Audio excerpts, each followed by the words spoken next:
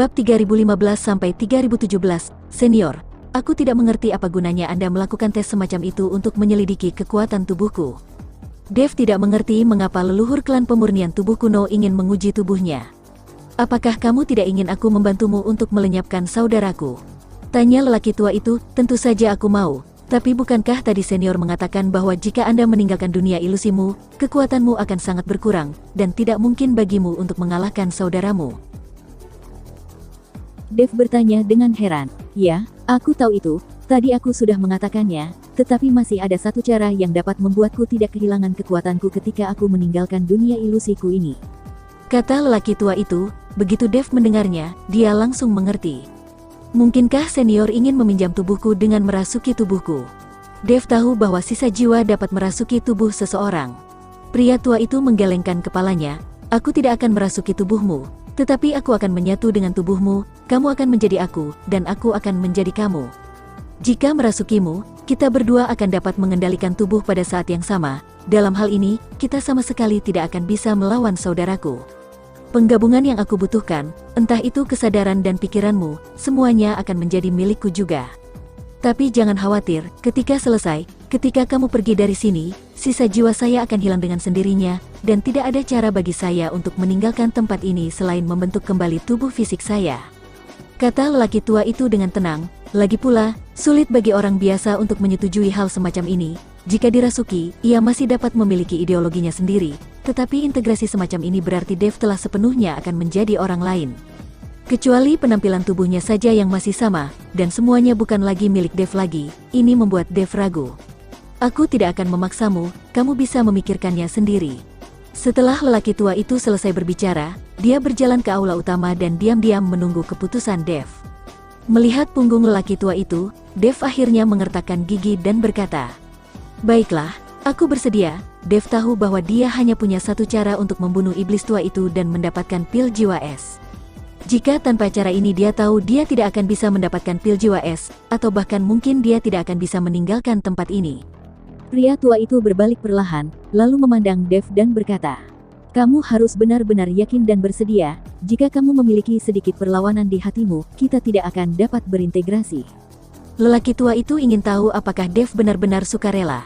"Senior, saya bersedia, dan saya akan menyerahkan tubuh saya kepada Anda." Dev mengangguk dengan tegas. "Baiklah kalau begitu, mari kita mulai sekarang, kamu akan kesakitan selama proses ini." Setelah lelaki tua itu selesai berbicara, dia dengan ringan mengetuk alis Dev. "Kita sekarang akan menggabungkan ingatan satu sama lain, tetaplah tenang." Segera, Dev merasakan aura aneh mengalir ke lautan kesadarannya. Seluruh tubuh Dev juga muncul di lautan kesadarannya. Pada saat ini, dia melihat tubuhnya perlahan berubah, dan seluruh tubuhnya berubah menjadi penampilan seorang lelaki tua. Dev sangat terkejut, dia tidak menyangka proses ini bahkan bisa mengubah penampilan. Tetapi pada saat ini, dia hanya merasakan adegan di depannya berputar dan teriakan datang pikirannya. "Saudaraku, kamu harus menyerahkan harta itu dan berbagai latihan klan pemurnian tubuh kuno, lalu berikan aku posisi patriark. Hanya aku yang bisa memimpin klan untuk tumbuh lebih kuat, dan kamu hanya akan membuat klan pemurnian tubuh kuno semakin menurun." Seiring dengan awan gelap yang menutupi langit dan matahari, seorang pria dalam kabut hitam dengan ekspresi dingin datang ke hadapan Dev. Jantung Dev berdetak kencang, karena pria di depannya adalah iblis tua, saudara dari leluhur klan pemurnian tubuh kuno. Kali ini, Dev panik, dia tidak menyangka iblis tua itu akan menemukan keberadaannya. Tetapi ketika Dev bingung, dia tiba-tiba memikirkan sesuatu, dan kemudian melihat tubuhnya, dia sama sekali bukan dirinya sendiri, tetapi leluhur pemurnian tubuh kuno. Dan iblis tua ini terlihat jauh lebih muda, jelas berbeda dari yang dilihatnya sebelum berpikir untuk bergabung. Dev langsung mengerti apa yang dikatakan lelaki tua itu sebelumnya. Bukan iblis tua itu yang datang ke sini, tetapi itu hanya ingatan di benak lelaki tua, ingatan mereka menyatu, itulah mengapa Dev melihat ini. "Saudaraku, apakah posisi patriark begitu penting bagimu? Pikiranmu diganggu oleh iblis sekarang, dan kamu telah melakukan kesalahan. Aku tidak menyalahkanmu atas keterampilan iblis yang kamu latih. Tapi sebaiknya singkirkan itu sekarang, aku tidak ingin melihat saudara-saudara kita saling membunuh." Lelaki tua itu berkata perlahan. Saat ini, Dev melihat gambar di depannya seperti menonton sebuah film. Kenangan leluhur klan pemurnian tubuh kuno perlahan-lahan diputar. Karena bagian ini memiliki memori yang paling terdalam, Dev melihat bagian memori ini. Jangan berpura-pura hebat, kamu dan aku tumbuh bersama dan mempraktikkan keterampilan yang sama. Bakatku lebih kuat dari bakatmu, aku tidak menyingkirkannya, aku sama sekali tidak menyingkirkan kekuatan iblis ini. Raung iblis tua itu, wajahnya penuh keganasan. Saudaraku, lautan penderitaan tidak terbatas. Jika kamu melihat ke belakang, kamu akan tahu, selama kamu menghapus keterampilan sihirmu, aku akan memberimu kesempatan. Lelaki tua itu masih membujuk saudaranya, kamu menyuruhku menyingkirkan keterampilan sihirku, idemu terlalu tidak masuk akal, sejak aku berlatih keterampilan sihir, kekuatanku jauh lebih kuat darimu. Apakah kamu merasa tidak nyaman dengan itu? Seni sihir yang kulatih adalah ortodoks, dan itu adalah fondasi yang membuat klan pemurnian tubuh kuno kita akan tumbuh menjadi lebih kuat. Latihan dari klan pemurnian tubuh kuno kita pada dasarnya adalah produk eliminasi. Jika kita tidak mencari perubahan, klan pemurnian tubuh kuno kita cepat atau lambat akan musnah. Petik 2. Iblis tua itu mencibir. Meskipun latihan klan pemurnian tubuh kuno kita tidak dapat meningkatkan kekuatanmu secara signifikan, tapi bukan berarti itu akan membuat Anda kehilangan akal seperti ini kan? Melihat penampilanmu saat ini, kamu bagaikan seorang iblis. Wajah lelaki tua itu penuh kesedihan. Berhentilah berbicara omong kosong, walaupun aku berkultivasi seperti ini, meskipun aku menjadi tidak terkendali dan jahat, tetapi aku bukan penakut sepertimu. Kamu sebaiknya patuh padaku dan serahkan harta karun klan pemurnian tubuh kuno dan posisi patriark. Aku akan mengampuni hidupmu demi persaudaraan kita. Iblis tua itu penuh dengan penghinaan, kasih sayang persaudaraan katamu. Apakah kamu masih pantas menyebut kata persaudaraan setelah kamu terobsesi dengan obsesi gilamu? Lelaki tua itu sangat sedih. Sementara iblis tua menjadi tidak sabar lagi, dan tiba-tiba dia menamparkan telapak tangannya, energi iblis hitam terbang keluar dari telapak tangannya, dan langsung meledak ke arah yang lelaki tua. Lelaki tua itu melemparkan dirinya dan melompat ke udara, dia masih berusaha membujuk saudaranya. Bangunlah, jangan tersesat dalam pikiranmu, tetapi iblis tua itu berhenti berbicara dan melancarkan serangan tanpa henti. Wajah lelaki tua itu tampak pucat seperti abu, dan sepertinya hatinya sudah mati. Dia tidak berusaha membujuk lagi sekarang, tapi bertarung dan melawan saudaranya. Pertempuran ini menghancurkan bumi, gunung-gunung dirobohkan, dan tanah berubah menjadi potongan-potongan bumi yang hangus. Hingga pada akhirnya, lelaki tua itu ingin meledakkan dirinya, dan mentalitas dari lelaki tua membuat iblis tua itu sedikit takut. Apakah kamu gila? Apa kau berniat mati bersamaku? Iblis tua itu panik, tidak ada pilihan lain selain ini. Pria tua itu tampak sudah bertekad. Dengan ledakan yang mengejutkan, seluruh dunia kembali tenang. Dev tiba-tiba merasa tersedot oleh suatu kekuatan, dan kemudian pemandangan di depannya berubah, kembali ke lautan kesadarannya sendiri. Dev melihat dirinya sendiri, dan menemukan bahwa dia masih penampilannya sendiri, tidak ada yang berubah. Lelaki tua itu berada di lautan kesadaran Dev, dan matanya tampak sedikit terkejut. Aku tidak menyangka pengalamanmu akan sangat kaya. Ada beberapa wanita yang mengikutimu dengan sukarela.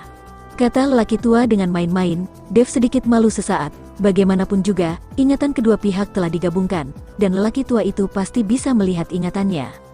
Ketika Dev memikirkan adegan di mana dia bertarung bersama dengan Rosalind, Ellie, Yaiko dan yang lainnya di tempat tidur besar, hatinya merasa sedikit bersemangat. Mengapa kamu masih memikirkannya? Pria tua itu sedikit terkejut. Senior, maafkan aku, Dev tiba-tiba tersipu malu. Pria tua itu melihat pengetahuan Dev tentang laut dan berkata, kamu benar-benar memiliki banyak hal baik dari hatimu. Setelah selesai berbicara, pria tua itu melihat buku emas tanpa kat milik Dev dan tidak berbicara untuk sementara waktu. Ketika Dev hendak bertanya kepada lelaki tua itu, apakah dia tahu tentang buku emas tanpa kata, lelaki tua itu tiba-tiba melambaikan tangannya dan langsung meraih sisa jiwa Zeyan di tangannya.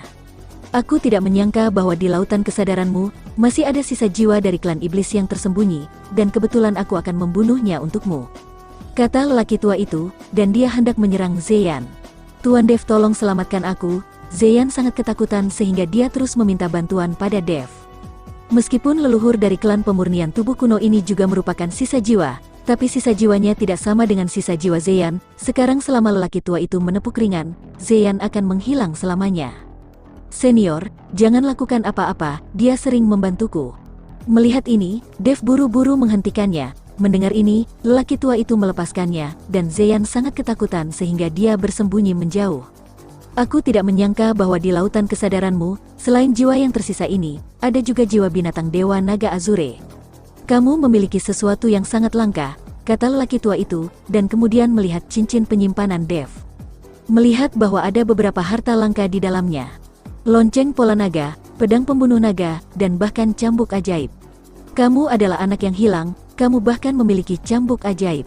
Tanya lelaki tua itu, dia tahu bahwa cambuk ajaib itu adalah senjata milik klan pemurnian tubuh kunonya, dan sekarang cambuk itu ada di tangan Dev, jadi dia tahu bahwa itu pasti diberikan oleh Patriark saat ini. Senior, saya menggunakan cambuk ajaib ini untuk sementara, dan saya akan mengembalikannya ketika saya mendapatkan pil jiwa es. Dev buru-buru menjelaskan, aku akan mengirimmu keluar dari tempat ini ketika urusan dengan saudaraku selesai, dan kamu tidak perlu mengembalikannya. Dengan cambuk ajaib ini di tanganmu, itu akan lebih berguna. Tampaknya muridku yang tidak berbakti itu juga tidak tahu bagaimana cara menggunakan cambuk ajaib ini.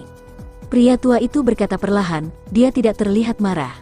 Melihat lelaki tua itu berkata bahwa dia memberikan cambuk ajaib untuk dirinya sendiri, Dev sangat bahagia di hatinya. Jangan terlalu senang, cambuk ajaib ini hanya dapat mengerahkan kekuatan terbesarnya ketika kekuatanmu setara dengan lawanmu. Jika kamu bertemu iblis yang berkekuatan lebih kuat darimu, kamu akan mati jika hanya mengandalkan cambuk ajaib ini.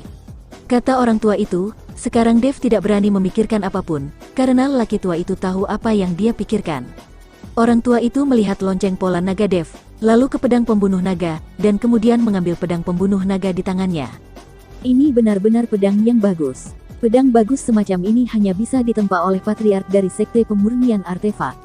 Kata lelaki tua itu perlahan, begitu Dev mendengarnya, dia langsung tahu bahwa hal yang dikatakan lelaki tua itu adalah Sekte Pemurnian Artefak. Hanya saja roh pedangnya rusak parah, sayang sekali untuk pedang yang begitu bagus seperti ini, sayang sekali. Lanjut lelaki tua itu, senior, saya ingin tahu apakah Anda dapat membantu saya memulihkan pedang pembunuh naga dan roh pedangnya. Dev buru-buru bertanya, Dev sudah lama tidak melihat roh pedang Zhongli, karena sekarang Zhongli sedang terluka, dia hanya bisa berada di dalam pedang pembunuh naga, dan dia tidak bisa keluar dari pedang pembunuh naga sesuka hatinya. Aku bukan pandai besi, dan aku tidak tahu cara menempa pedang. Bagaimana aku bisa membantumu memperbaiki roh pedangmu, tapi kurasa pedang ini sangat cocok untukmu, karena kurasa roh pedang itu adalah sesosok wanita, mungkin karena roh itu telah melakukan hubungan seksual denganmu, sehingga kalian memiliki tingkat kecocokan yang tinggi, pria tua itu berkata pada Dev.